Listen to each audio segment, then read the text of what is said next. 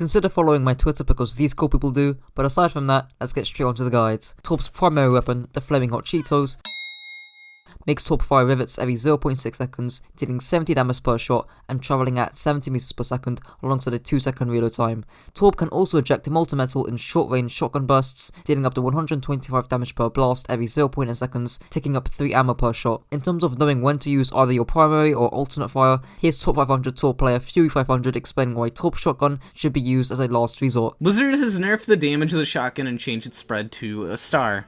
This star shape actually hurts Torb quite a bit if you aren't close enough. The tips will zip right past their skulls. And it's randomized, so you will never reach the truth that every shot missed is all RNG. It also takes 3 ammunition instead of 1, decreasing your ammo count quickly and using up your potential primary fire ammo. If you are still inclined to use the shotgun, it is a better option for speed, which helps your TTK, time to kill, because if an enemy needs to die faster, it doesn't matter how good you are with the primary. Also, by firing more bullets, you essentially have a handicap for bad aimers that can help them to hit more shots on low HP targets. Essentially though, it should really only be used as a secondary option if you get dove and need to quickly take someone out, or if there is a low HP enemy nearby that is close enough for your bullets to hit. Due to the inconsistency of your primary fire, you'll also be spending most of your time spamming down chokes, likewise to Symmetra. This doesn't mean that you can't or shouldn't contest angles, but you might as well play McCree if you are going to do that. With that out of the way, the range and sightlines you want to be playing on Torb can vary wildly depending upon the enemy composition,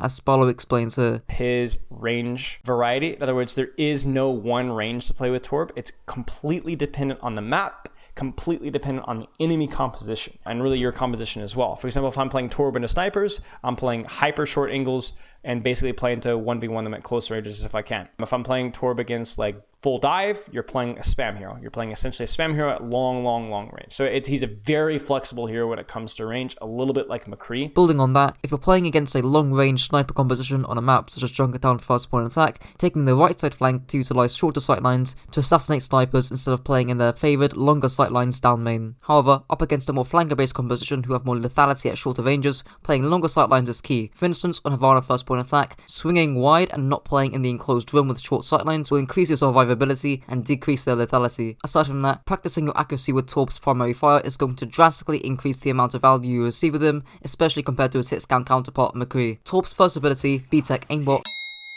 makes Torb deploy a self-building turret with 250 HP, dealing 56 DPS in a 40 meter attack range with a 3-second cast time, paired alongside a 10-second cooldown if the turret is destroyed in combat. He also has his infamous hammer that deals 55 damage per hit and heals his turret for 50 HP. There are 2 main uses to Torb's turret. The first is to use it as a burglar alarm and a warning system, similar to Symmetra's turrets, as Sparlow explains here. Number 1, it's not putting pressure on another angle, and number 2, it gets broken easier. You know it's worse because it gets broken easier because Reinhardt drops his shield and it's instantly broken. So what you do want to do with your turret is you want to use it to discourage angles, because it's not going to kill anybody in angle. It's not even going to be putting pressure on an angle that much, but it will discourage or be annoying on any enemy team that tries to take an angle on you. Enemy tracer flanks, but you have a turret right here. As she's flanking, if she comes this way, you'll know. As she puts pressure on the angle, it will pressure her back. Enemy Hanzo flanks here. Genji flanks here. You will know. Not only will it shoot and hurt that angle a little bit, you will know because it will fire, but also they have to take time to break it before they even use the angle because turret will kill them otherwise. Turret is literally like a burglar alarm that alerts you that something on an angle is wrong. And not only is it a burglar alarm, it's a burglar alarm that takes a little hammer and whacks them in the shins. You see what this Hanzo has to do? There's Stormbow and he's half HP. You know, that's what turret's for. And you know he's there now. You have to decide what angle is most relevant. Building off that bit at the end about choosing which flank to mark, which is more difficult to do with Torb than with Sim, considering you only have one turret, there are 3 general guidelines. The flank depends upon which flank is most commonly used, where the enemy core paths, and the mobility of the enemy composition. For instance, on Blizzard World First Point Attack, flanks on the side of second point are most commonly used, hence the turret should be placed there to hedge your bets. However, if the enemy team decides to path on that side of the map, the flanks you are vulnerable to switches from right side to left side, side. Hence, if the enemy team does some unorthodox pathing and you are worried about your flanks, you should replace your turret to guard the left side. With the last guideline, take this example on Anuba's first point defense. If the enemy composition has a lot of vertical mobility, in that of Genji, Echo and Brawl to some extent, it might be worth placing a turret that guards the right side flank. However, if the enemy composition doesn't have much vertical mobility, such as Doomfist Tracer, it might be worth placing a turret that guards the left side flank as they cannot access the right side flank. The second type of turret is to use it as an extra angle of damage, as Sparlow explains here. How could we use our Torb turret as another DPS angle, not as a burglar alarm? You could put it right here. What if you put your turret right here? Do you notice where it's positioned? It's not just an off angle, but it's an off angle where your team is actually fighting them. So where your turret is now is obviously an off angle. But the only purpose for that off angle is to build ult charge, right? Because you guys can't fight here. You're not going to fight here, so it's going to break. But if you put it here, they either shoot it or they shoot your team, and your team will be punishing them at the same time as turret's shooting. However, in terms of understanding why you should place your turret on these unorthodox angles, and why angles are just good in general, here's top 500 Torb main CXM Goblin explaining and applying the thought process behind turret angles with 2 examples on Volskaya Industries. So if you notice the way these turrets are positioned, they are positioned on really off angles that you wouldn't expect people to hold or take, just generally odd positions. The reason for this is because when the enemy team pushes in, you don't want the first thing they focus to be your turret. You want them to focus on your team, and while your team is being focused, your turret is helping with suppressing fire. If your turret stays alive for most of the fight and is shooting for most of the fight, that's how you get the most value out of your turret, rather than it being destroyed initially and you have to wait a 10-second cooldown, because in 10 seconds your entire team can be wiped. Another reason for these turrets positions is the simple fact that it draws the enemy team's focus fire. If you're able to pull someone's attention from the team fight for 4 or 5 seconds and make that team fight a 6v5 or a 5v4 for just 4 or 5 seconds, that can be the difference between winning and losing a team fight. Place the turret on the right side of the point on the stairway. This turret will proc almost, but not all the time, an enemy is flanking top right, but it will always stand in the way of an enemy flanking behind on the bottom right mega. Another unique but useful turret spot is back up here on the stairs that lead to the high ground. This spot isn't really the greatest for contesting people coming through the choke, but if you're noticing that a lot of your teamfights are occurring on point, this is a great turret spot as it allows your turret to stay alive and do damage onto the point, while staying in a really safe position. Adding some nuance to this, you want to try and make sure that turret isn't the first thing that the enemy see, as they can more easily break the turret as a result of the turret not having cover or being the first thing that the enemy sees. For instance, on the Barney second point defense, by placing your turret on top of the green boss, you technically have an additional angle, but as soon as the enemy turn the corner, your turret is going to be the first thing that the enemy sees. A good example of turret off angle placement would be on Blizzard World third point defense, where you toss your turret to the right side flank. This will not be the first thing the enemy sees when they engage in the teamfight, and also has cover from the corner that your team is holding. Note that this also covers the commonly used flank, which is a nice cherry on top. Now, in terms of choosing which one of the 2 turret playstyles to use, it's pretty simple. If the enemy team are running heroes that predominantly target backline, such as Tracer, Sombra or Wrecking Ball, you should favour the Burglar Alarm type turret. However, if the enemy team are running a more poke based composition or one that doesn't target backline as heavily, such as Widowmaker, Pharah or Hanzo, you should favour the off angle type turret. Note that hybrid flankers, such as Genji and Echo, also predominantly fall into this category, as they are unlikely to hard flank on backline by themselves. One additional thing to add is that your turret should almost never be frontlining unless you have to place a midfight if your turret gets destroyed, and even then, you should probably be looking for another angle for your turret to hold. You should also be adjusting the position of your turret, as Sparlow explains here. Now keep in mind, the issue with this turret and the issue with the turret over here is both of them are vulnerable to being somewhat useless if the enemy team paths in the wrong way. In other words, it's not like you're playing Brawl or Tracer or Sombra who can move around where the enemy team moves and take angles separately. Turret is relatively immobile and has to be replaced. So you obviously might have to adjust your turret positioning if the enemy team goes on an angle where your turret just doesn't do anything. Before I end off this section, there is an unorthodox use of turret, which is to throw and use it aggressively when taking a duel to help win important areas of the map. For instance, if you're dueling a McCree on Route 66 third point attack, throwing a turret before you peek will provide you with 2 advantages. The first being that it acts as a distraction and splits attention away from you onto the turret, and the second being that it can provide some temporary form of cover to weave in and out of, whereas the McCree is out in the open. Not to get too much into the micro, but this can also block McCree's flashbang. I'll elaborate more on map control in the following section. Torb's second ability, Angry Dwarf, makes Torb gain 100 additional armor and 30 to 40% buffs all around to its movement speed, fire rates, and reload times, all of which lasts 5 seconds on a 10-second cooldown. There are two primary uses of Torb's Overload, one of which is to use it defensively when getting dove, and the second is to use it aggressively when punishing rotations, as Spallo explains here. So Overload is either two uses. It's either used as a defensive cooldown that you can utilize when you're being pressured, dove, or dueling, or it could be used as extra pressure. So if the enemy team is making an aggressive rotate or pushing into your team and you know that you're not going to need it as a defensive cooldown anytime in the next 5-10 seconds, press the E so you...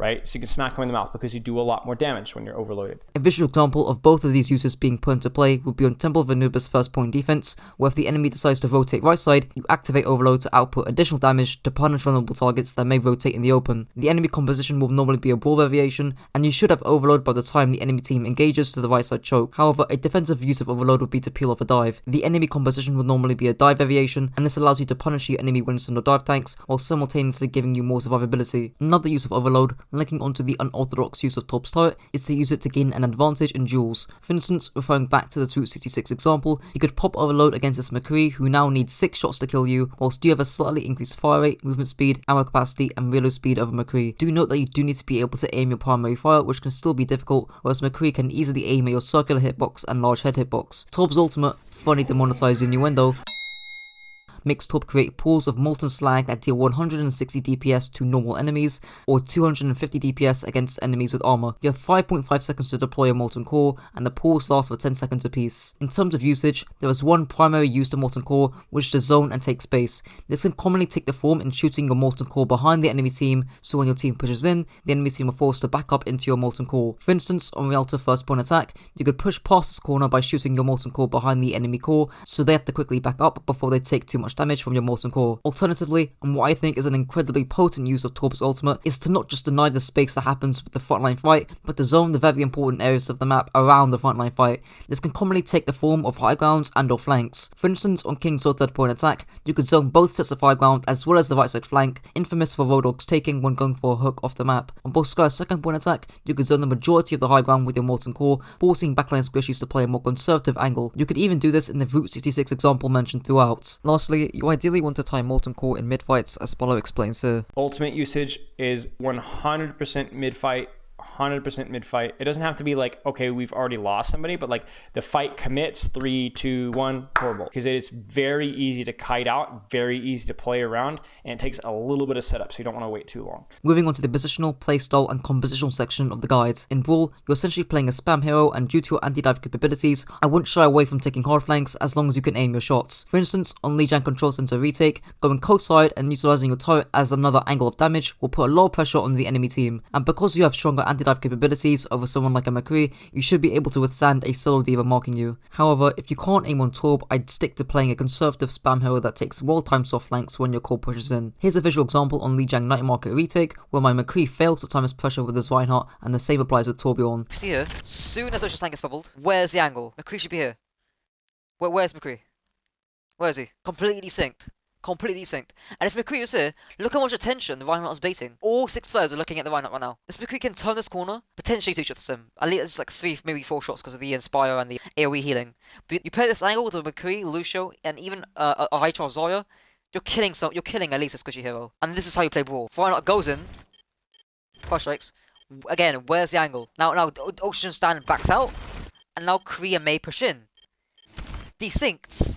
And now Mei and Creed disengage, and now Reinhardt goes in. If you want to see the full VOD, check the top right. In Poke, utilizing angles over the enemy team is what is going to be the difference maker in outdoing enemy DPS. For instance, on Blizzard World's second point attack, taking the high ground will allow you to duel the Ashe or to focus on their core. Doing this with your Sigma will make this twice as effective. In Dive, when playing defensively, you need to find the balance between playing split and playing stacked, as Spallo explains here. You don't want to position on top of the team because it allows the enemy team to be able to dive you without taking damage, because there's only one LOS where you're actually putting damage. Like we could draw a straight line of where this damage is coming from, and it's here. They can hide from this damage in here, they can hide from the damage here, they can hide from the damage here, they can hide from the damage here. Whereas if you position just slightly here, not too much, where you can still be Harmony Orbed, Armor Packed, you can poke this pre-jump, this pre-jump, this pre-jump, this no longer has cover, this no longer has cover, this has significantly less cover, this has significantly less cover, and you can even peek down this hallway a little bit easier. Dive wants to corral you. Stacking against Dive is not the answer. It is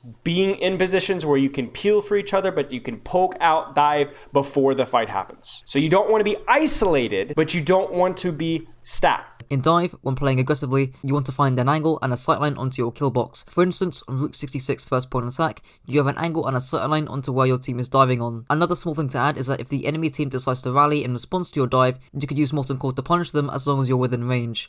An example of this could be Volsky's second point defense, where your dive crew forces the enemy squishies to rally and jump off high ground, and then you follow up with your Molten Core. Well, that's the guide. If you enjoyed this video, don't forget to like, comment and subscribe, and if this video helped to raise your IQ, be sure to share it with your friends to also raise theirs. Until next time.